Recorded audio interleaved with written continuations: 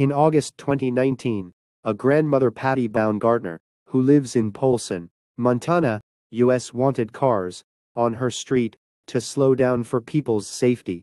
She was worried about her grandchild's safety when they went for walks down the road. She came up with an idea. She decided to put her in a chair, and she used the hairdryer as a speed thing.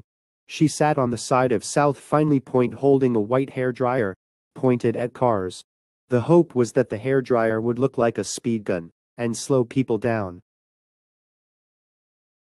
Her son took the picture of her and tweeted it out to Trooper Noah Pesola, hoping to catch his attention. In response, Pesola said, "I thought it was hilarious.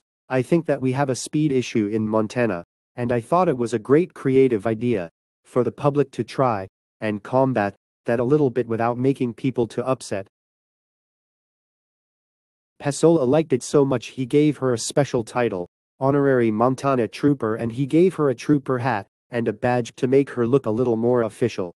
It couldn't tell if this idea really slowed cars down, but it was definitely a wake-up call for speeding cars.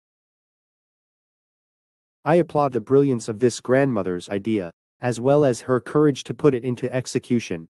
Because change is possible with a combination of new ideas and execution.